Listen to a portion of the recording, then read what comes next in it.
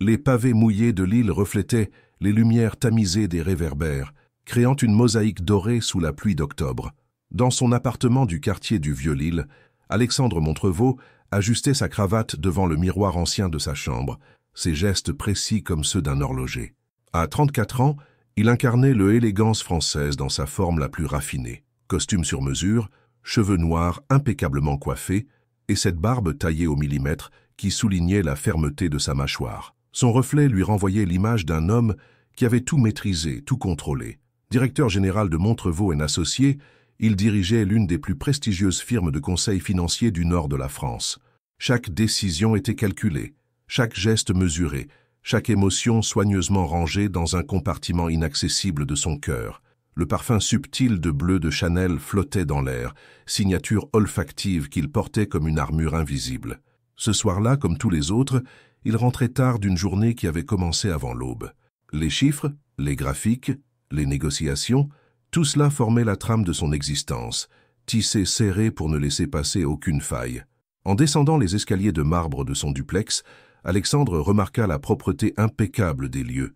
Pas un grain de poussière sur les rampes, pas une trace sur les miroirs dorés. Enora Dumesnil accomplissait son travail avec une discrétion qui frôlait l'invisibilité. En 3 ans, il avait à peine échangé quelques mots avec elle, se contentant de laisser son salaire dans l'enveloppe habituelle, posée sur le comptoir de la cuisine. Il savait peu de choses d'elle, qu'elle était ponctuelle, silencieuse, et qu'elle laissait toujours une légère odeur de jasmin dans son sillage. Parfois, en rentrant, il trouvait ses livres réorganisés par couleur, un détail qu'il avait fini par apprécier sans jamais le mentionner. Elle avait cette façon particulière de plier les serviettes, créant des formes géométriques parfaites qui témoignaient d'une attention aux détails qu'il respectait. Ce soir-là, la tempête qui s'annonçait depuis le matin avait éclaté avec une violence inhabituelle. Les vitres tremblaient sous les rafales et l'éclairage public vacillait par intermittence. Alexandre consulta sa montre, 22h30. Enora était normalement partie depuis longtemps. Il monta les marches vers sa chambre, défaisant sa cravate d'un geste las. La journée avait été particulièrement éprouvante. Une acquisition complexe, des clients exigeants, et cette sensation familière d'être seul au sommet d'une montagne de responsabilités. Dans la salle de bain attenante, il fit couler l'eau chaude, regardant la vapeur embuer progressivement le miroir. Sous la douche, Alexandre laissa enfin ses épaules se détendre. L'eau chaude emportait avec elle la tension accumulée, et pour quelques minutes, il s'autorisa à ne plus être le directeur général, le fils parfait, l'héritier irréprochable. Il était simplement un homme fatigué, cherchant un peu de paix dans la solitude de sa salle de bain. Quand il en sortit, une serviette nouée autour de la taille, ses cheveux encore humides retombant sur son front, Alexandre s'attendait à retrouver le silence habituel de sa chambre. Mais quelque chose avait changé. Une présence, un souffle différent dans l'air. Et là, près de la fenêtre, se tenait Enora. Elle était immobile, sa silhouette se découpant contre les éclairs qui zébraient le ciel lillois. Dans ses mains, elle serrait une chemise blanche, sa chemise, comme si elle avait été surprise en train de la ranger. Ses cheveux châtains, habituellement tirés en chignon strict, étaient légèrement défaits, quelques mèches encadrant son visage. La pluie martelait les vitres avec une intensité dramatique, et chaque éclair révélait l'expression de surprise absolue sur ses traits fins. Le temps sembla suspendu. Alexandre ne bougeait pas, incapable de parler, tandis qu'Enora restait figée, ses yeux couleur miel écarquillés. La chemise glissa de ses mains et tomba silencieusement sur le parquet ciré. « Je suis désolée, monsieur Montrevault », murmura-t-elle enfin, sa voix à peine audible malgré le silence qui régnait entre eux. « L'orage. J'ai eu peur de sortir. Je pensais que vous... » Sa phrase resta en suspens, et Alexandre réalisa qu'il retenait son souffle. Pour la première fois depuis des années, il se sentait complètement désarmé. Pas par une négociation difficile ou un contrat complexe, mais par la simple présence de cette femme qu'il avait toujours considérée comme faisant partie du décor. Enora baissa les yeux. Ses joues s'empourprant légèrement. Elle fit un pas vers la porte, mais Alexandre tendit instinctivement la main. « Attendez », dit-il, sa voix plus rauque qu'il ne l'aurait voulu. Ce simple mot changea tout. L'air entre eux devint électrique, chargé d'une tension qu'aucun des deux n'avait anticipée. Enora s'arrêta, sans oser le regarder, tandis qu'Alexandre réalisait qu'il venait de franchir une ligne invisible qui séparait leurs deux mondes. Dehors, La tempête redoublait de violence, comme si elle accompagnait le bouleversement silencieux qui venait de s'opérer dans cette chambre. Deux êtres qui s'étaient côtoyés dans l'indifférence polie découvrirent soudain qu'ils étaient bien plus que des étrangers. Alexandre attrapa un peignoir et l'enfila rapidement, sans quitter Enora des yeux. Elle n'avait toujours pas bougé, et il pouvait voir le tremblement léger de ses mains. « L'orage va durer toute la nuit, » dit-il doucement. « Vous ne devriez pas sortir par ce temps. » Enora leva enfin les yeux vers lui, et Alexandre eut l'impression de la voir vraiment pour la première fois. Non plus comme une employée discrète, mais comme une femme avec des secrets dans le regard, des rêves peut-être brisés, et une beauté simple qui lui coupa le souffle. Cette nuit-là, quelque chose avait basculé, et ni l'un ni l'autre ne pourrait jamais faire comme si rien ne s'était passé. Le lendemain matin, Alexandre se réveilla avec une sensation étrange, comme si quelque chose d'essentiel avait changé dans l'ordre de son univers. Les rayons du soleil filtraient à travers les rideaux de lin, dessinant des motifs dorés sur le parquet, où, la veille, était tombée sa chemise blanche. Il se rappelait chaque détail, les yeux d'Enora écarquillés de surprise, le tremblement de ses mains, cette façon qu'elle avait eue de baisser le regard comme si elle s'excusait d'exister. Il avait passé la nuit à l'écouter se déplacer discrètement dans l'appartement. Elle avait accepté de rester jusqu'à ce que l'orage se calme, s'installant dans le salon avec une couverture qu'il lui avait apportée. Mais le sommeil l'avait fui, hanté par cette image d'elle, fragile et troublante à la fois.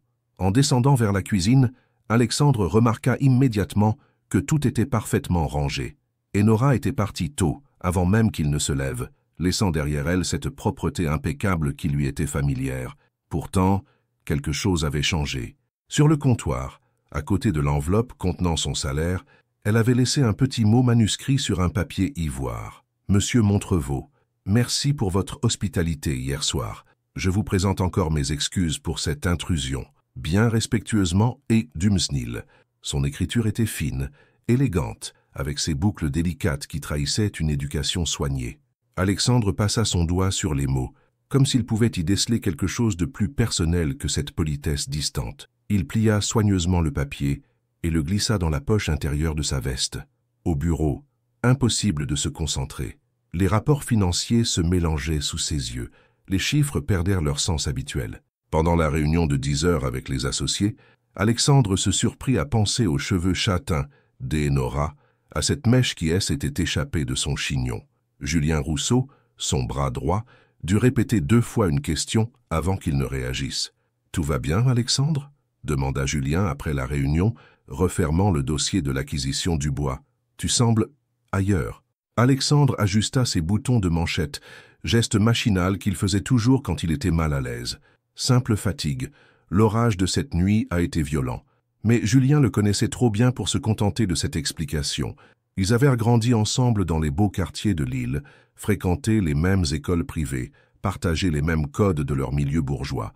Julien était l'une des rares personnes qui avaient connu Alexandre avant qu'il ne devienne cette forteresse d'efficacité. « Depuis quand les orages t'empêchent-ils de dormir ?» insista-t-il, avec un sourire en coin. Il s'est passé quelque chose. Alexandre détourna le regard vers la fenêtre qui donnait sur la Grand-Place. Les façades colorées des maisons flamandes se reflétaient dans les flaques laissées par la pluie nocturne. Il pensa à Enora, quelque part dans cette ville, peut-être en train de s'occuper d'autres appartements, d'autres vies dont elle prenait soin dans l'ombre. « Dis-moi, Julien, que sais-tu des gens qui travaillent pour nous? Je veux dire, vraiment les connaître, au-delà de leurs fonctions ?» La question sembla surprendre Julien, qui fronça les sourcils. « C'est une question philosophique ou tu penses à quelqu'un en particulier ?» Alexandre ne répondit pas immédiatement. Il repensait à la façon dont Enora organisait ses livres par couleur, à cette attention aux détails qui dépassait largement les exigences de son travail. Qui était-elle vraiment? Que faisait-elle de ses soirées, de ses rêves, de ses peurs? Le reste de la journée s'écoula dans une sorte de brouillard. Alexandre expédia ses rendez-vous, signa des contrats sans sa concentration habituelle. À 18 heures, au lieu de prolonger sa journée comme à l'accoutumée, il prit sa voiture et rentra chez lui. L'appartement était silencieux, mais il y flottait encore cette légère odeur de jasmin. Dans sa chambre, Alexandre remarqua que sa chemise blanche avait été soigneusement repassée et suspendue dans le dressing. Sur la table de nuit, ses livres étaient arrangés différemment. Pas par couleur cette fois, mais par taille, créant une harmonie visuelle parfaite. Il s'assit sur le bord du lit, là où Enora s'était tenue la veille. Comment avait-il pu passer 3 ans à l'ignorer? Comment avait-il pu être si aveugle à sa présence, à cette grâce discrète avec laquelle elle évoluait dans son espace? Le téléphone sonna, tirant Alexandre de ses réflexions. C'était sa secrétaire, Madame Leclerc. « Monsieur Montrevaux, j'ai Madame Dumesnil au téléphone. Elle souhaite vous parler. » Le cœur d'Alexandre s'accéléra. Aénora n'avait jamais appelé directement. « Passez-la moi. » Il y eut un court silence, puis la voix d'Enora, légèrement tremblante. « Monsieur Montrevaux, je suis désolé de vous déranger. Je voulais vous informer que je ne pourrai pas venir demain. Ma sœur, elle a besoin de moi. » « Votre sœur ?» Alexandre se surprit à poser la question avec une inquiétude sincère. Il s'est passé quelque chose de grave? Un nouveau silence. Alexandre pouvait presque entendre la surprise de Enora face à son intérêt. « Non, non, rien de grave. Juste des affaires personnelles à régler. Je rattraperai vendredi si cela vous convient. » Enora? Il avait prononcé son prénom sans réfléchir, et le son de sa propre voix le surprit. « Si vous avez besoin de quoi que ce soit... »« Merci, monsieur, c'est très aimable. Bonne soirée. » Elle avait raccroché, le laissant avec le combiné à la main et un sentiment d'inachevé qui lui serrait la poitrine. Pour la première fois depuis des années, Alexandre Montrevaux venait de proposer son aide à quelqu'un sans arrière-pensée professionnelle. Cette nuit-là, il ne sculpterait pas dans son atelier secret. Il resterait allongé, les yeux ouverts, à repenser à cette conversation, à cette façon qu'elle avait eue de dire « Monsieur » avec tant de distance respectueuse. Quelque chose en lui venait de s'éveiller, et il ne savait pas encore si c'est était une bénédiction ou une condamnation. Le vendredi suivant, Alexandre attendait. Pour la première fois depuis des années, il avait quitté le bureau à 16 heures, prétextant un rendez-vous médical qui n'existait pas. Il arpentait son salon, consultant sa montre toutes les 5 minutes. Enora arrivait habituellement vers 17 heures, mais aujourd'hui, chaque minute lui semblait une éternité. Quand la clé tourna enfin dans la serrure, il sentit son cœur s'emballer comme celui d'un adolescent. Il se dirigea vers son bureau, feignant d'y être absorbé par des documents, mais tendit l'oreille pour capter le moindre bruit de ses pas. « Bonsoir, monsieur Montrevaux. » Sa voix le fit sursauter. Enora se tenait dans l'embrasure du bureau, ses cheveux tirés en chignon plus stricts que d'habitude, comme si elle tentait de rétablir une distance professionnelle après l'intimité involontaire de l'autre soir. « Enora, » répondit-il, en levant les yeux de ses papiers. « Comment va votre sœur ?» Elle sembla surprise qu'il s'en souvienne. Ses yeux couleur miel, écarquillant légèrement. « Elle va mieux. Merci de vous en inquiéter. » Un silence s'installa entre eux, différent de ceux d'autrefois, chargé d'une tension nouvelle, d'une conscience mutuelle qui n'existait pas auparavant. Alexandre remarqua qu'elle portait un pull en laine beige qui soulignait la finesse de sa silhouette et que cette cicatrice discrète sur sa clavicule était plus visible aujourd'hui. « Enora, j'aimerais... » Il s'interrompit, cherchant ses mots. Comment un homme habitué à négocier des millions d'euros pouvait-il se retrouver si démuni face à une simple conversation? « J'aimerais vous connaître mieux. » Les joues d'Enora s'empourprèrent instantanément. « Monsieur, je ne pense pas que ce soit approprié. Je suis ici pour faire le ménage, je sais. » Alexandre se leva, contournant son bureau pour se rapprocher d'elle. « Mais peut-être pourriez-vous accepter de prendre un café avec moi, juste pour parler. » Enora recula d'un pas, comme effrayée par cette proximité soudaine. « Je ne peux pas, monsieur. Ma sœur m'attend. Et j'ai d'autres maisons à... » D'autres maisons. La pensée qu'elle puisse nettoyer d'autres appartements, s'occuper d'autres hommes, le dérangea plus qu'il ne l'aurait imaginé. « Combien d'emplois avez-vous ?»« 3, avoua-t-elle dans un murmure. « Parfois 4 quand il y a des remplacements. » Alexandre sentit quelque chose se serrer dans sa poitrine. Cette femme qui prenait soin de son environnement, avec tant de délicatesse, travaillait donc du matin au soir pour survivre. Combien de fois était-elle passée devant lui, fatiguée, sans qu'il ne s'en aperçoive? « Enora, asseyez-vous, s'il vous plaît. » Il y avait quelque chose dans sa voix, une douceur inhabituelle qui la fit obéir malgré ses réticences. Elle s'installa sur le bord du canapé en cuir, les mains croisées sur ses genoux. Alexandre s'assit en face d'elle, dans le fauteuil qu'il réservait habituellement aux clients les plus importants. Mais aujourd'hui, était-elle la personne la plus importante de la pièce? « Parlez-moi de votre sœur, dit-il simplement. » Les yeux d'Enora s'illuminèrent instantanément, et Alexandre comprit qu'il venait de toucher au sujet qui lui tenait le plus à cœur. Clémence. Elle a 19 ans. Elle est brillante, créative, tellement pleine de vie. Sa voix se brisa légèrement. Elle mérite tellement mieux que ce que je peux lui offrir. Que voulez-vous dire? Enora hésita, puis sembla prendre une décision. Elle rêve d'étudier les arts à Paris. Elle a un talent extraordinaire, monsieur Montrevaux. Ses dessins, ses peintures, ils sont magiques. Mais les frais d'inscription, le logement, la vie là-bas. Elle haussa les épaules avec une résignation qui fendit le cœur d'Alexandre. J'y économise, mais ce n'est jamais assez. Et vos parents? Le visage d'Enora se ferma instantanément. Ils sont morts quand j'avais 20 ans, un accident de voiture. Clémence n'avait que 11 ans. Je suis devenue sa tutrice légale. Alexandre sentit sa gorge se serrer. Cette femme qu'il avait ignorée pendant 3 ans avait élevé sa sœur seule, sacrifiant sa propre jeunesse pour lui offrir un avenir. Et vous? Quels étaient vos rêves? Enora eut un sourire triste.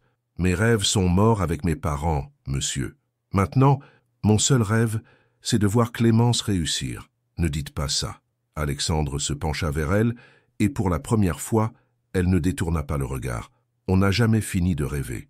Leurs yeux se croisèrent, et quelque chose passa entre eux. Une compréhension, une reconnaissance mutuelle. Alexandre réalisa qu'il avait devant lui une femme d'une force extraordinaire, qui cachait sa beauté et sa sensibilité derrière un masque de soumission sociale. « Pourquoi me racontez-vous tout cela ?» murmura Enora. « Parce que vous m'intéressez. » Les mots sortirent de sa bouche avant qu'il ne puisse les retenir. « Parce que, depuis l'autre soir, je n'arrive plus à penser à autre chose que à vous. » Enora se leva brusquement, comme brûlée. « Je ne peux pas entendre ça, monsieur. Nous ne sommes pas du même monde. Vous êtes Alexandre Montrevaux, et moi je suis juste... Vous êtes Enora Dumsnil, l'interrompit-il en se levant à son tour. Une femme remarquable qui s'occupe de sa sœur avec un dévouement admirable. Une femme qui transforme ma maison en foyer sans même que je m'en rende compte. Une femme qui... Il s'approcha d'elle, et cette fois, elle ne recula pas. Une femme qui me fait comprendre que j'ai vécu dans un désert émotionnel pendant des années. Les larmes montèrent aux yeux d'Enora. Elle secoua la tête, comme pour chasser ces mots dangereux. Je dois partir. Clémence m'attend pour dîner. Elle se dirigea vers la porte, mais se retourna une dernière fois. Monsieur Montrevaux, Alexandre, merci de m'avoir écouté. Personne ne s'était jamais intéressé à mon histoire. Après son départ, Alexandre resta longtemps immobile dans son salon silencieux. Il venait de comprendre quelque chose d'essentiel. Il était en train de tomber amoureux, non pas de l'idée romanesque d'une femme inaccessible, mais d'Enora elle-même, de sa force, de sa vulnérabilité, de cette façon qu'elle avait de porter le monde sur ses épaules sans jamais se plaindre. Cette nuit-là, dans son atelier secret, il commença à sculpter un nouveau meuble. Mais pour la première fois, ce n'était pas pour évacuer une frustration ou combler un vide. C'était pour créer quelque chose de beau, quelque chose qui pourrait peut-être, un jour, faire sourire Enora.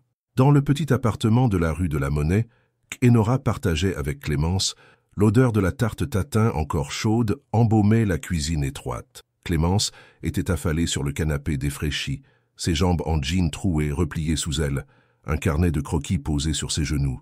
Ses cheveux auburn tombaient en cascade sur ses épaules, et ses yeux verts pétillaient de cette énergie créatrice qui ne la quittait jamais. « Tu es bizarre ce soir », déclara-t-elle sans lever les yeux de son dessin, un portrait saisissant d'une femme au regard mélancolique. « Tu as à peine touché à ta part de tarte. » Enora sursauta, arrachée à ses pensées qui ne cessèrent de revenir vers cet après-midi chez Alexandre. Ces mots résonnaient encore dans sa tête. « Une femme remarquable. Vous m'intéressez. Je n'arrive plus à penser à autre chose qu'à vous. Je suis juste fatiguée, » mentit-elle en débarrassant la table. « Madame Lefebvre m'a fait refaire le repassage 2 fois aujourd'hui. » Clémence referma son carnet d'un claquement sec et observa sa sœur avec cette perspicacité troublante qui la caractérisait. « Enora, ça fait 8 ans que je te connais mieux que personne. Tu mens très mal. » Elle se leva et vint s'appuyer contre le comptoir de la kitchenette. « Il s'est passé quelque chose chez ton mystérieux millionnaire.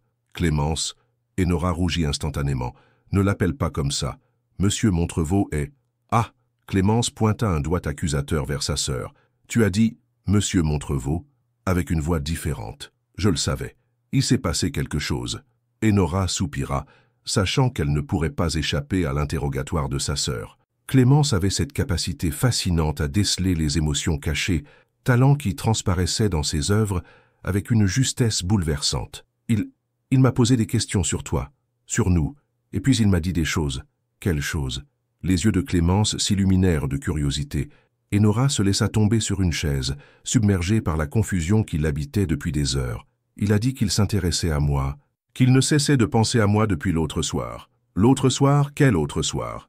Enora raconta l'épisode de l'orage, la chemise, ce moment de vulnérabilité partagée qui avait tout changé. Clémence l'écouta sans l'interrompre, ses yeux verts s'écarquillant progressivement. « Mon Dieu, Enora, c'est romantique à mourir, comme dans ces films où... »« Ce n'est pas romantique, » l'interrompit Enora avec véhémence. « C'est impossible. »« Tu ne comprends pas, Clémence.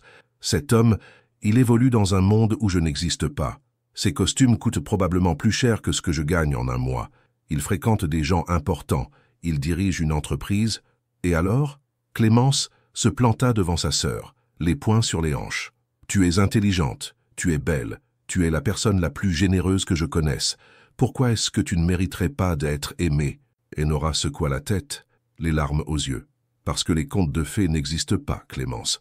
Parce que quand on vient d'où nous venons, on ne rêve pas à l'impossible. On survit. » Le silence tomba entre les deux sœurs. Clémence s'agenouilla devant Enora et prit ses mains dans les siennes. « Enora, regarde-moi. » Sa voix était plus douce maintenant, presque suppliante. « Tu as 28 ans. 28 ans. Et depuis la mort de papa et maman, tu n'as vécu que pour moi. Tu as renoncé à tes études, à tes amis, à tout. Tu ne crois pas qu'il est temps de penser à toi? »« Je pense à toi, » protesta Enora. « Ton avenir, tes études à Paris.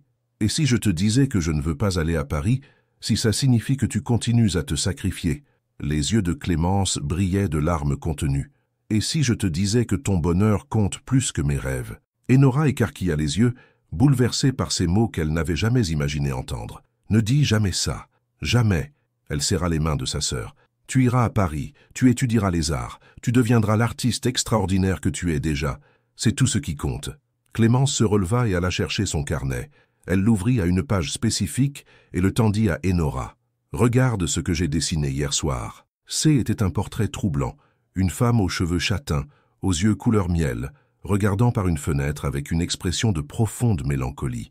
Mais ce qui frappa Enora, C, était la ressemblance saisissante avec elle-même. « Comment as-tu pu dessiner ça ?»« Parce que c'est ce que je vois dans tes yeux depuis des années, » murmura Clémence. « Cette tristesse que tu caches derrière tes sourires, cette solitude que tu refuses d'admettre. » Enora contempla le dessin, émue aux larmes. Sa petite sœur avait capturé quelque chose qu'elle-même n'avait jamais osé reconnaître, sa profonde mélancolie, ce vide affectif qu'elle comblait en s'oubliant dans le dévouement.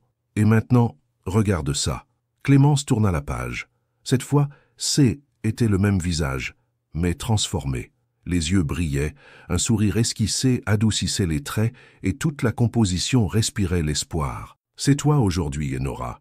Depuis que tu es rentrée, quelque chose en toi s'est réveillé. » Enora ferma le carnet, troublée par la justesse de l'observation de sa sœur.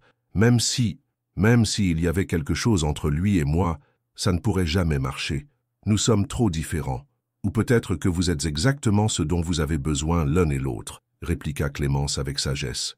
Lui, cet homme si parfait dans son monde parfait, et toi qui lui montres ce qu'est la vraie beauté. Cette nuit-là, Enora resta éveillée longtemps, fixant le plafond de sa petite chambre. Les paroles de Clémence résonnaient dans sa tête, mêlées aux mots d'Alexandre de l'après-midi. Pour la première fois depuis des années, elle s'autorisa à imaginer autre chose que la survie quotidienne. Elle pensa à ses mains quand il s'était penché vers elle, à cette façon qu'il avait eue de prononcer son prénom comme s'il découvrait un nouveau mot précieux. Elle pensa aussi à la peur qui l'habitait, cette terreur viscérale de croire en quelque chose qui pourrait la détruire. Dans la chambre voisine, Clémence dessinait encore, capturant dans ses carnets ces moments de émotion pure qui façonnaient leur existence. Elle ne savait pas encore que son talent allait bientôt jouer un rôle crucial dans l'histoire qui se tissait entre sa sœur et cet homme mystérieux. Le lendemain serait lundi.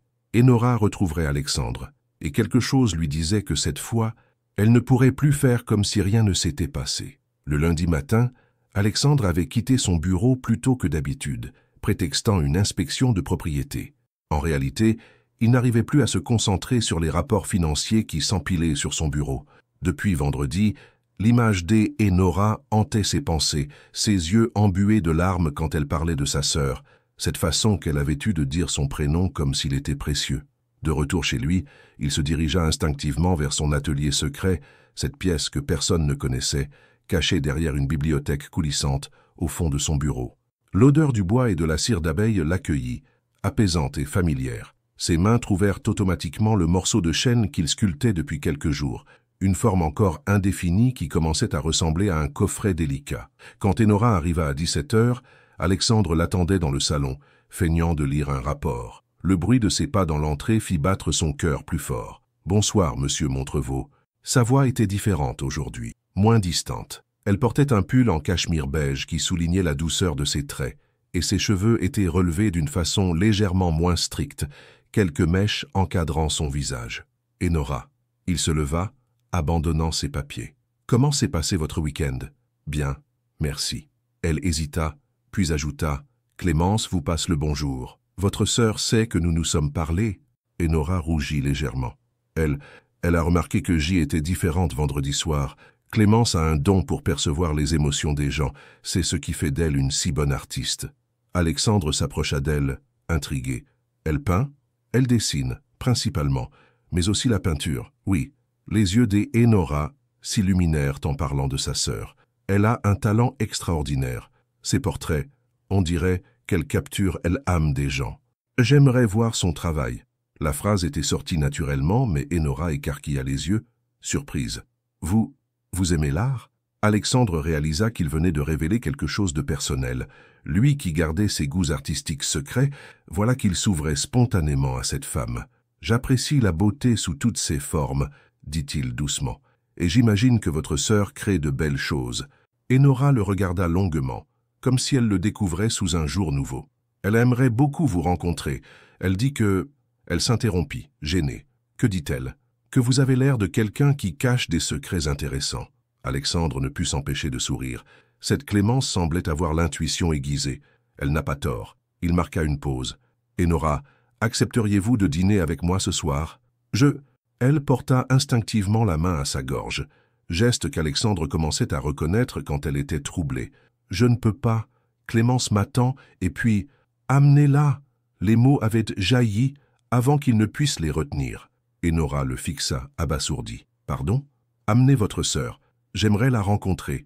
Alexandre sentait qu'il prenait un risque énorme, mais quelque chose en lui avait besoin de connaître cet univers qui comptait tant pour Enora. Je pourrais faire livrer quelque chose, où nous pourrions sortir. Vous voulez rencontrer Clémence? La voix d'Enora trahissait son incrédulité. Pourquoi? Parce qu'elle est importante pour vous, parce que je veux comprendre qui vous êtes vraiment. Enora resta silencieuse un long moment, ses yeux couleur miel scrutant le visage d'Alexandre, comme si elle cherchait à y lire ses véritables intentions. Clémence elle n'a pas l'habitude de fréquenter des gens comme vous. Elle est spontanée, directe, parfois un peu quoi. Elle dit ce qu'elle pense, sans filtre. Alexandre éclata de rire, un rire spontané qui surprit Enora. Cela fait des années que personne ne me dit ce qu'il pense vraiment. Ce sera rafraîchissant. Enora hésita encore, puis sembla prendre une décision. D'accord, mais chez nous. Si vous voulez vraiment nous connaître, venez chez nous. C était au tour d'Alexandre d'être surpris. L'idée de quitter son univers feutré pour pénétrer dans leur intimité le troublait et l'excitait à la fois. Vous êtes sûr? Non, avoua Enora avec un petit sourire. Mais Clémence dit toujours qu'il faut parfois faire des choses qui nous font peur. 1 heure plus tard, Alexandre se tenait devant l'immeuble modeste de la rue de la Monnaie, une bouteille de vin dans une main et un bouquet de pivoine dans l'autre. Il portait un simple pull en laine et un pantalon en toile, ayant abandonné ses costumes habituels pour quelque chose de moins intimidant. Quand Enora lui ouvrit la porte, elle le regarda de la tête aux pieds avec surprise. « Vous êtes différent. Mieux ou pire? »« Ça, c'est différent, » répéta-t-elle avec un sourire mystérieux. L'appartement était petit mais chaleureux, empli d'une créativité joyeuse qui contrastait avec l'élégance froide de son propre duplex. Des dessins couvraient les murs, des livres s'empilaient partout, et une odeur délicieuse de cuisine maison flottait dans l'air. « Alors c'est vous le mystérieux patron de ma sœur. » Alexandre se retourna et découvrit Clémence. Petite, les cheveux auburn en bataille, vêtue d'un jean troué et d'un t-shirt avec une citation de Frida Kahlo, elle le regardait avec une curiosité non dissimulée. Ses yeux verts pétillaient d'intelligence et d'impertinence. « Clémence » murmura Enora, mortifiée. Un peu de respect. « Quoi? Il a l'air sympa ?» Clémence s'approcha d'Alexandre et lui tendit la main. « Moi, c'est Clémence. Et vous, vous êtes Alexandre, c'est ça ?» Enora prononce votre prénom d'une façon très particulière depuis vendredi. Alexandre serra la main de la jeune fille, amusé malgré lui par sa franchise. « Enchantée, Clémence. Et comment prononce-t-elle mon prénom? Comme si C était un secret délicieux. » Enora vira au rouge pivoine, et Alexandre sentit son cœur se réchauffer. Cette soirée promettait d'être révélatrice, et pour la première fois depuis longtemps, il avait hâte de découvrir ce que l'avenir lui réservait. En s'installant autour de la petite table de la cuisine, Alexandre réalisa qu'il n'avait jamais vécu de moment aussi simple et authentique, et que peut-être la vraie richesse se trouvait dans cette chaleur humaine qu'il avait oubliée depuis si longtemps. Le dîner se déroulait dans une atmosphère de découverte mutuelle qui surprenait Alexandre. Clémence avait préparé un bœuf bourguignon simple mais délicieux, et la conversation coulait naturellement entre eux trois. Alexandre observait les sœurs interagir, touché par leur complicité évidente et la façon dont Enora s'illuminait en présence de Clémence. « Alors Alexandre, » dit Clémence en servant le dessert, une tarte aux pommes encore tiède, « qu'est-ce qui vous plaît vraiment dans la vie? En dehors du travail, j'entends. » Alexandre hésita, peu habitué à ce genre de questions directes. Son regard croisa celui de Enora, qui l'encourageait silencieusement. « J'aime créer des choses avec mes mains, » avoua-t-il finalement. « Je sculpte le bois. » Les yeux de Clémence s'illuminèrent instantanément. « Sérieusement? Quel genre de sculpture? » Des meubles, principalement. Des coffrets, des étagères. Alexandre sentait ses joues échauffer. « C'est quelque chose que personne ne sait. Un secret que je garde depuis des années. »« Pourquoi secret ?» demanda Enora doucement. Alexandre réfléchit à sa réponse. Comment expliquer qu'un homme de son statut social n'était pas censé avoir les mains dans la sciure? Dans mon milieu, on n'est pas supposé avoir ce genre de passe-temps manuel. C'est considéré comme... Comme quoi? L'interrompit Clémence. Comme trop humain. La justesse de l'observation frappa Alexandre. C était exactement cela. Dans son monde, tout devait être parfait, contrôlé, intellectuel. Les émotions et la créativité manuelle étaient des faiblesses. Quelque chose comme ça, oui. C'est ridicule, déclara Clémence sans détour. Créer, c'est ce qui nous rend humains. Vous devriez être fiers de votre talent, pas le cacher. Enora posa sa main sur celle de sa sœur. Clémence, tu ne peux pas comprendre. Le monde d'Alexandre est différent du nôtre. Non, Clémence se tourna vers Alexandre. Dites-moi que vous n'en êtes pas d'accord avec elle. Dites-moi que vous n'allez pas passer votre vie à cacher qui vous êtes vraiment. Alexandre regarda cette jeune fille de 19 ans qui le défiait avec tant de passion. Puis Enora qui l'observait avec une intensité troublante. « Vous avez raison, » murmura-t-il. « Je me cache depuis si longtemps que j'avais oublié pourquoi. »« Montrez-nous » s'exclama Clémence. « S'il vous plaît, j'aimerais tellement voir votre travail. » Alexandre hésita. Personne n'était jamais entré dans son atelier. Ça était son sanctuaire secret, l'endroit où il pouvait être vulnérable. Ce n'est pas, je ne sais pas si c'est une bonne idée. Pourquoi? Enora le regardait avec curiosité. Vous avez honte de votre art? Non, j'ai peur de votre jugement. Le silence tomba sur la petite cuisine. Alexandre venait d'avouer quelque chose qu'il ne s'était même jamais avoué à lui-même. Il avait peur. Peur que son travail ne soit pas assez bon. Peur d'être jugé. Peur de montrer cette partie de lui qu'il chérissait tant. Enora se leva et vint se placer devant lui. « Alexandre, regardez-moi. » Sa voix était douce, mais ferme. « Vous m'avez demandé de vous faire confiance en venant ici ce soir. Maintenant, c'est à vous de nous faire confiance. » Leurs yeux se croisèrent et Alexandre sentit quelque chose céder en lui. Cette femme qui avait vécu tant d'épreuves, qui se battait chaque jour pour survivre, lui offrait sa confiance. Comment pouvait-il faire moins? « D'accord, » dit-il en se levant. « Mais pas ce soir. Demain, si vous voulez. Venez chez moi après le travail. » Clémence battit des mains de joie, mais Enora resta silencieuse, comprenant l'ampleur du pas qu'Alexandre venait de franchir. Plus tard, alors qu'Alexandre s'apprêtait à partir, Clémence lui glissa un petit carnet dans la main. « Qu'est-ce que c'est? Quelques dessins, pour que vous compreniez qui est vraiment ma sœur. » Alexandre ouvrit le carnet et découvrit des portraits de Enora. Enora riant, Enora pensive, Enora regardant par la fenêtre avec cette mélancolie que Clémence avait si bien captée. Chaque dessin révélait une facette différente de sa personnalité. « Elle est belle, n'est-ce pas ?» murmura Clémence. « Pas seulement physiquement, son âme est belle. » Alexandre referma le carnet, ému. « Oui, elle est extraordinaire. Alors ne la laissez pas croire qu'elle ne mérite pas d'être aimée, parce que c'est ce qu'elle pense, vous savez. Depuis la mort de nos parents, elle s'est convaincue que son seul rôle était de s'occuper de moi. Alexandre regarda Clémence avec un respect nouveau.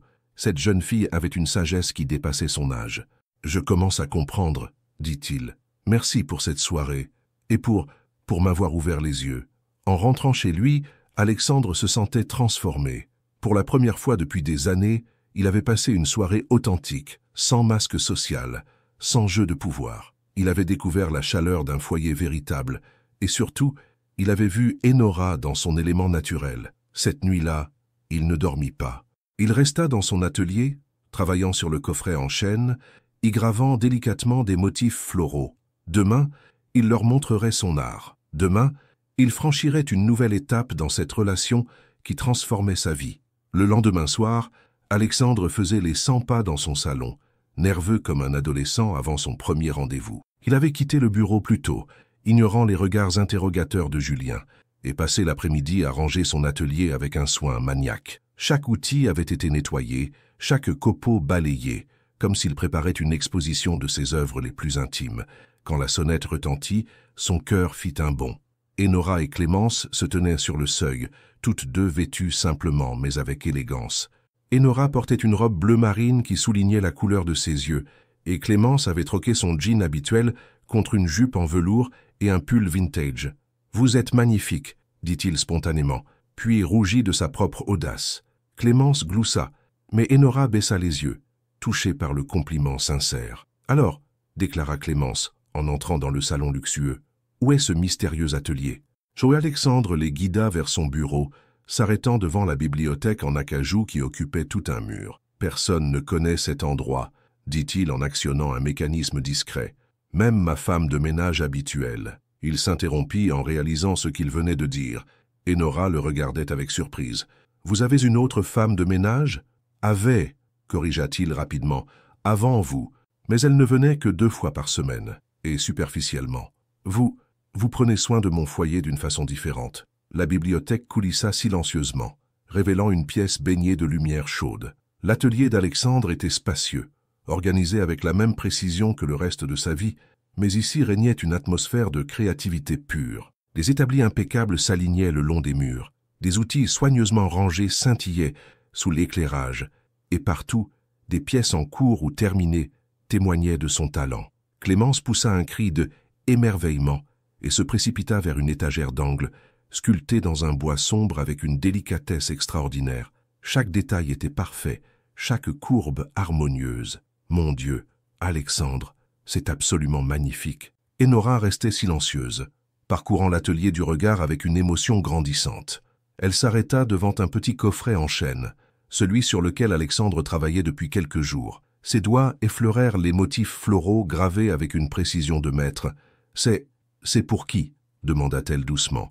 Alexandre s'approcha d'elle, le cœur battant. « Je ne sais pas encore. Je le sculpte quand j'ai besoin de réfléchir, ou quand quelque chose me trouble. » Leurs regards se croisèrent, et Enora comprit. Il travaillait sur ce coffret depuis qu'elle avait bouleversé sa vie ordonnée. « Depuis combien de temps faites-vous cela ?»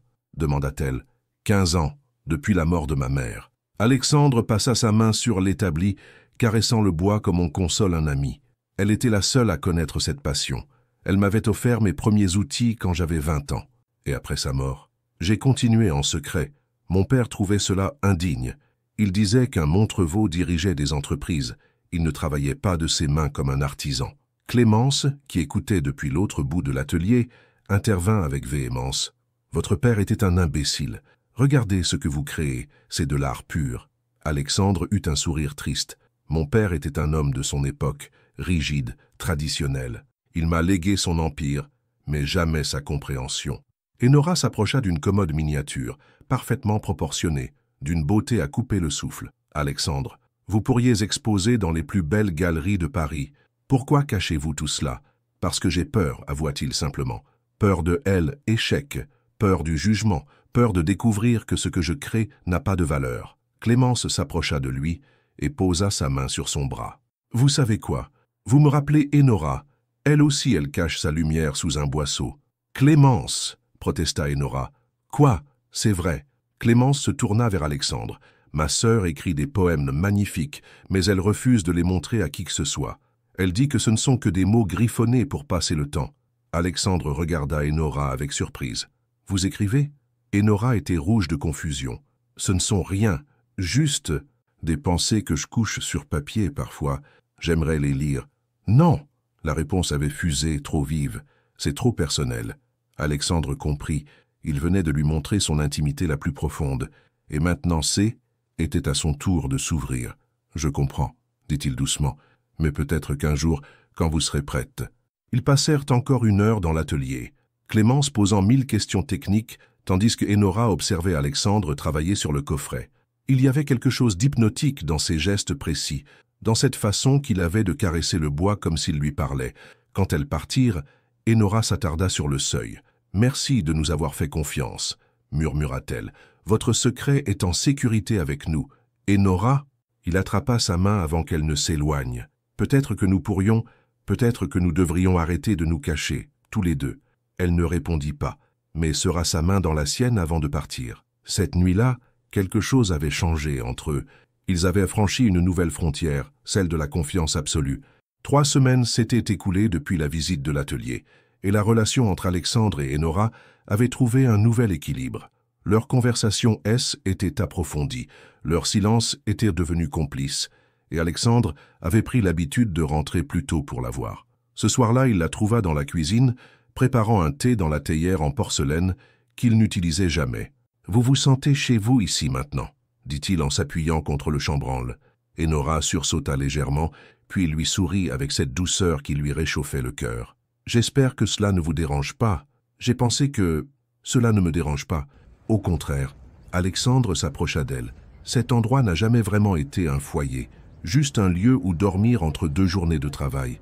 Enora versa l'eau chaude dans la théière, et l'arôme délicat du jasmin emplit la cuisine. « Et maintenant, j'ai hâte de rentrer. » Les mots flottèrent entre eux, chargés d'une signification que ni l'un ni l'autre n'osait encore nommer.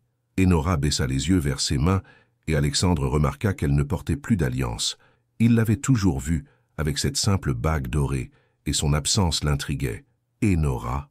Il désigna sa main d'un geste délicat. « Vous étiez mariés ?» Le visage d'Enora se ferma instantanément, et Alexandre regretta immédiatement sa question. « Je suis désolé. Je n'aurais pas dû... »« Non, c'est... » Elle soupira et s'assit à la table de la cuisine, ses mains entourant sa tasse comme pour y puiser de la chaleur. « J'ai été fiancé, il y a longtemps. » Alexandre s'assit en face d'elle, respectant sa fragilité visible. « Que s'est-il passé ?»« Il s'appelait Mathieu. Nous nous sommes rencontrés à l'université, avant la mort de mes parents. » Sa voix se brisa légèrement. « Nous devions nous marier après mes études. J'y étudiais la littérature française. Je rêvais de devenir professeur. » Alexandre sentit son cœur se serrer en imaginant la jeune femme pleine d'espoir qu'elle avait été. Après l'accident, tout a changé. J'ai dû abandonner mes études pour m'occuper de Clémence. Mathieu a d'abord dit qu'il comprenait, qu'il m'attendrait. Elle eut un rire amer. Il a tenu 6 mois. 6 mois avant de décider qu'une femme avec une charge familiale ne correspondait plus à ses projets d'avenir. « Le salaud !» murmura Alexandre, surpris par la violence de sa propre réaction. Enora leva les yeux vers lui, touchée par son indignation sincère. « Je lui en ai voulu longtemps, mais aujourd'hui, je comprends. Il était jeune, il avait ses propres rêves. Il n'était pas prêt à les sacrifier pour moi. Vous trouvez des excuses à quelqu'un qui vous a abandonné au moment où vous aviez le plus besoin de lui? Non, je constate juste que l'amour, le vrai, est rare, et que quand la vie vous teste, peu de gens restent. » Alexandre tendit la main par-dessus la table et prit la sienne. « Moi, je resterai. » Les mots étaient sortis spontanément, portés par une conviction qui le surprit lui-même. Enora le regarda avec des yeux écarquillés. « Alexandre, je sais que c'est compliqué, je sais que nous venons de mondes différents, mais depuis que vous êtes entré dans ma vie, tout a changé. » Il serra sa main plus fort. « Vous m'avez montré ce que signifiait vraiment vivre. » Des larmes montèrent aux yeux de Enora. « Vous ne comprenez pas. Je ne peux pas me permettre de rêver à nouveau. Si vous partez, je ne partirai pas. Comment pouvez-vous en être si sûr? Vous ne me connaissez que depuis quelques semaines. Vous idéalisez peut-être. » Non. Alexandre se leva et contourna la table pour s'agenouiller devant elle. « Je ne vous idéalise pas. Je vous aime. Votre force, votre vulnérabilité, votre dévouement pour Clémence, cette façon que vous avez de transformer une maison en foyer juste par votre présence. » Enora pleurait maintenant, ses larmes silencieuses coulant sur ses joues. « Alexandre, vous n'êtes pas obligé de me répondre maintenant, Mais sachez que ce que je ressens pour vous est réel, et que si vous me laissez une chance, je vous prouverai que tous les hommes ne sont pas comme Mathieu. » Enora posa sa main sur la joue d'Alexandre, caressant sa barbe avec une tendresse infinie. « J'ai peur, » murmura-t-elle. « Moi aussi. Mais peut-être qu'ensemble, nous pouvons être moins seuls face à nos peurs. » Ce soir-là, Enora resta plus tard que d'habitude. Ils parlèrent jusqu'aux premières lueurs de l'aube, partageant leurs histoires, leurs blessures, leurs espoirs. Quand elle partit enfin, Alexandre sut que quelque chose d'irréversible venait de se passer entre eux. Dans son atelier, il termina le coffret en chêne et y grava délicatement les initiales E, D. Il savait maintenant à qui il était destiné. Une semaine après sa déclaration, Alexandre n'avait reçu aucune réponse d'Enora. Elle continuait à venir nettoyer son appartement, mais leurs échanges étaient redevenus polis et distants. L'intimité qu'ils avaient reconstruite semblait s'être évaporée, remplacée par une tension douloureuse qui les épuisait tous les deux. Ce vendredi soir-là, Alexandre l'attendait dans le salon, une enveloppe à la main. Quand Enora entra, il remarqua immédiatement ses yeux rougis et ses traits tirés. « Enora, nous devons parler. » Elle s'arrêta net, ses mains se crispant sur son sac. « Monsieur Montrevaux, si c'est à propos de l'autre soir. »« Alexandre !» Sa voix était ferme. « Mon prénom est Alexandre, et oui, c'est exactement de cela que nous devons parler. » Enora resta debout près de la porte, comme prête à fuir à tout moment. « J'ai réfléchi à ce que vous m'avez dit, » commença-t-elle d'une voix tremblante, « et je pense qu'il vaut mieux que nous en restions là. » Alexandre sentit son cœur se glacer. « Pourquoi ? Parce que c'est impossible. » Elle éclata soudain, toute sa retenue volant en éclats. « Regardez-vous, regardez-moi. Vous évoluez dans un monde de costumes sur mesure et de dîners d'affaires, et moi je nettoie des toilettes pour gagner ma vie. Cela m'est égal, mais pas à moi. » Des larmes coulaient librement sur ses joues, maintenant. « Vous croyez que je pourrais supporter les regards de vos amis, leurs murmures dans mon dos? Tiens, Alexandre Montrevaux sort avec sa femme de ménage. » Alexandre se leva brusquement, blessé par la crudité de ses mots. « Vous me prenez vraiment pour quelqu'un d'aussi superficiel? » « Non. » Enora sanglotait maintenant. « C'est bien le problème. Vous êtes bon, généreux, intelligent. Vous méritez quelqu'un de votre niveau, quelqu'un qui peut vous accompagner dans votre vie sociale, quelqu'un qui... quoi? Qui ne me connaîtra jamais vraiment, qui ne se souciera que de mon compte en banque. » Alexandre s'approcha d'elle. « Enora, regardez-moi. » Elle leva ses yeux noyés de larmes vers lui. « En 3 mois, vous m'avez appris plus sur moi-même que toutes les femmes que j'ai fréquentées en 10 ans. Vous m'avez montré mon atelier secret. Vous avez écouté mes rêves d'enfant.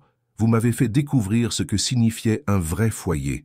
Comment pouvez-vous croire que je serais mieux avec quelqu'un d'autre? »« C'en est parce que je vous aime. » Le cri lui échappa, brut et déchirant. « Parce que je vous aime tellement que j'ai peur de vous détruire. » Le silence tomba comme une lame entre eux. Enora venait d'avouer ce qu'elle s'interdisait de ressentir depuis des semaines. Alexandre tendit la main vers elle, mais elle recula. « Non, non, c'est exactement pour ça que je dois partir. » Elle fouilla dans son sac et en sortit les clés de l'appartement. « Ben, j'ai trouvé quelqu'un pour me remplacer. Madame Roussel, elle est très bien, très discrète. » Alexandre regarda les clés qu'elle déposait sur la table, incrédule. « Vous partez, comme ça? C'est mieux pour tout le monde. » Clémence a été acceptée dans une école d'arts appliquée à Roubaix. Moins prestigieux que Paris, mais elle pourra rester près de moi. J'ai trouvé un travail stable dans une entreprise de nettoyage. Et nous? Sa voix n'était plus qu'un murmure brisé. Enora ferma les yeux, rassemblant ses dernières forces. « Il n'y a pas de nous, Alexandre. Il ne peut pas y en avoir. » Elle se dirigea vers la porte, mais Alexandre l'attrapa par le bras. « Enora, attendez !» Il lui tendit l'enveloppe qu'il tenait depuis le début. « Prenez au moins ceci. Je ne veux pas d'argent. Ce n'est pas de l'argent. » Enora ouvrit l'enveloppe d'une main tremblante. À l'intérieur, une lettre de recommandation officielle sur papier à en-tête de Montrevaux et Associés, mais aussi quelque chose d'autre, une feuille manuscrite couverte de l'écriture d'Alexandre. Qu'est-ce que c'est? Un poème. Le premier que j'y écris depuis mes 20 ans. Alexandre la regardait intensément. Vous m'avez redonné l'envie de créer avec des mots, pas seulement avec mes mains. Enora parcourut les lignes, les larmes redoublant à mesure qu'elle lisait ces mots d'amour et de reconnaissance qui lui étaient destinés. Alexandre, gardez-le, même si vous partez, même si vous refusez de me donner une chance, gardez-le, pour que vous sachiez que vous avez changé ma vie, pour que vous sachiez que vous méritez d'être aimé. Enora plia soigneusement la lettre et la glissa dans son manteau, contre son cœur. Au revoir, Alexandre. Elle sortit sans se retourner. laissant derrière elle un homme brisé et un appartement qui semblait soudain immense et vide. Cette nuit-là, Alexandre ne put ni manger, ni dormir, ni même sculpter. Il resta assis dans son salon, fixant les clés qu'elle avait abandonnées, comprenant qu'il venait de perdre la seule femme qu'il ait jamais vraiment aimée. Dehors, les premières feuilles d'automne commençaient à tomber, emportées par le vent, comme les débris d'un rêve brisé. 2 mois s'étaient écoulés depuis le départ de Enora, et Alexandre survivait plus qu'il ne vivait. Madame Roussel accomplissait son travail avec efficacité, mais l'appartement avait perdu son âme. Plus de livres organisés par couleur, plus de cette délicate odeur de jasmin, plus de cette présence douce qui transformait sa maison en foyer. Ce samedi d'octobre, Alexandre errait dans les rues du Vieux-Lille, incapable de supporter le silence de son duplex. Les feuilles dorées craquaient sous ses pas, et l'air automnal portait cette mélancolie qui s'accordait parfaitement à son état d'esprit. C'est alors qu'il la vit. Enora était assise sur un banc de la Grand Place, un livre ouvert sur ses genoux, mais son regard se perdait vers les façades colorées des maisons flamandes. Elle portait un manteau bordeaux qui soulignait la pâleur de son teint, et ses cheveux flottaient librement sur ses épaules. Elle semblait amaigrie, fragile, comme si ces 2 mois l'avaient usée autant que lui. Alexandre hésita un long moment, le cœur battant à tout rompre. Puis, rassemblant son courage, il s'approcha. Enora? Elle sursauta et leva les yeux vers lui. L'émotion qui traversa son visage faillit le faire chanceler. « Alexandre, sa voix n'était qu'un souffle. Puis-je m'asseoir ?» Elle hocha la tête, incapable de parler. Alexandre s'installa à côté d'elle, respectant la distance qu'elle semblait avoir besoin de maintenir. « Comment allez-vous ?»« Bien. » Le mensonge était si évident qu'elle n'y crut pas elle-même. « Et vous ?»« Mal. » Il eut un sourire triste. Très mal, pour être honnête. Ils restèrent en silencieux un moment, regardant les passants déambuler sur la place. Alexandre remarqua qu'elle tenait dans ses mains un petit carnet en cuir usé. « Vous écrivez ?» Enora baissa les yeux vers le carnet. « J'essaie. Votre poème m'a donné envie de recommencer. »« Enora, Non. » Elle l'interrompit doucement. « Laissez-moi parler d'abord, s'il vous plaît. » Alexandre acquiesça, attendant. « Ces 2 mois ont été les plus longs de ma vie. Je pensais que partir était la bonne décision, que vous oublieriez, que vous trouveriez quelqu'un de mieux adapté à votre monde. Et j'ai réalisé que J était en train de reproduire exactement ce que Mathieu m'avait fait. Je partais par peur, par lâcheté, en prétendant que C était pour votre bien. » Alexandre sentit l'espoir renaître dans sa poitrine. Clémence m'a ouvert les yeux. Elle m'a dit que J était en train de gâcher la plus belle chose qui me soit arrivée depuis la mort de nos parents. Enora se tourna vers lui, les larmes aux yeux. Elle m'a dit que l'amour véritable ne connaît pas les classes sociales. Elle a raison. Alexandre, Enora prit une profonde inspiration. Je vous aime tellement que j'en ai eu peur. Peur de vous faire honte, peur de ne pas être assez bien, peur que votre monde nous rejette. Alexandre tendit la main vers elle, et cette fois, elle ne recula pas. Votre monde, c'est le mien maintenant. Votre bonheur, c'est le mien. Vos peurs, je veux les partager pour qu'elles soient moins lourdes. Même si les gens parlent, même si votre père désapprouve. Mon père est mort depuis 5 ans, Enora. Et même s'il était encore là, sa désapprobation ne pèserait rien face à ce que je ressens pour vous. » Enora fondit en larmes. Toute la tension de ces 2 mois évacuant d'un coup. Alexandre l'attira contre lui, respirant enfin le parfum de ses cheveux qu'il avait tant manqué. « Alexandre, j'ai quelque chose pour vous. » Elle fouilla dans son sac et en sortit le coffret en chêne qu'il avait sculpté, celui avec ses initiales. « Comment ?» Clémence l'a récupéré. Elle a dit que vous me l'aviez destiné. Enora ouvrit délicatement le coffret. À l'intérieur, soigneusement plié, se trouvaient tous les poèmes qu'elle avait écrits ces derniers mois. Mes mots, pour vous, pour nous. Alexandre prit délicatement l'un des papiers et lut les premiers vers. C était beau, profond, empli de cette sensibilité qu'il aimait tant chez elle. Enora, voulez-vous rentrer à la maison avec moi? À la maison? Chez nous, si vous acceptez de m'épouser. Enora écarquilla les yeux, et Alexandre sortit de sa poche un petit écrin en velours. Ce n'est pas la demande en mariage la plus romantique du monde, sur un banc de la Grand Place, mais c'est ici que j'ai compris que je ne pouvais plus vivre sans vous. Enora regardait la bague, une émeraude simple mais magnifique, entourée de petits diamants. La couleur de vos yeux, murmura Alexandre. Oui, sa voix se brisa dans un sanglot de joie. Oui, Alexandre, 1000 fois, oui. Au moment où il glissait la bague à son doigt, Clémence surgit de nulle part, un appareil photo à la main. Parfait, j'ai tout immortalisé. Elle se jeta dans leurs bras. Enfin, je commençais à croire que vous étiez trop bêtes pour vous rendre compte que vous étiez faits l'un pour l'autre. Alexandre éclata de rire, serrant contre lui les deux femmes qui allaient désormais former sa famille. Cette nuit-là, dans leur maison redevenue vivante, ils planifièrent leur avenir. Clémence irait étudier les arts à Paris finalement, grâce à la bourse qu'Alexandre avait discrètement arrangée. Et Nora reprendrait ses études de littérature. Et lui, il sortirait enfin de l'ombre pour exposer ses sculptures. L'amour avait triomphé des conventions, des peurs et des différences. Et comme dans les plus beaux contes, ils vécurent heureux, entourés de la beauté qu'ils créaient ensemble. Fin. Croyez-vous que l'amour véritable peut surmonter toutes les barrières sociales? Alexandre et Enora ont dû affronter leurs propres insécurités et le jugement de la société pour être ensemble. À votre avis, qu'est-ce qui est le plus difficile à surmonter? Les préjugés extérieurs ou nos propres peurs intérieures quand il s'agit d'aimer quelqu'un d'une classe sociale différente? Votre participation sur la chaîne est très importante. Merci de laisser votre opinion dans les commentaires. Merci d'avoir regardé. Vos réactions sont très importantes pour notre travail. Laissez-nous un commentaire pour nous dire ce que vous pensez et d'où vous regardez. N'oubliez pas de vous abonner à la chaîne et d'activer les notifications pour ne rien manquer. Votre participation est très importante pour la poursuite de notre travail, alors partagez-la avec ceux qui aimeront cette histoire.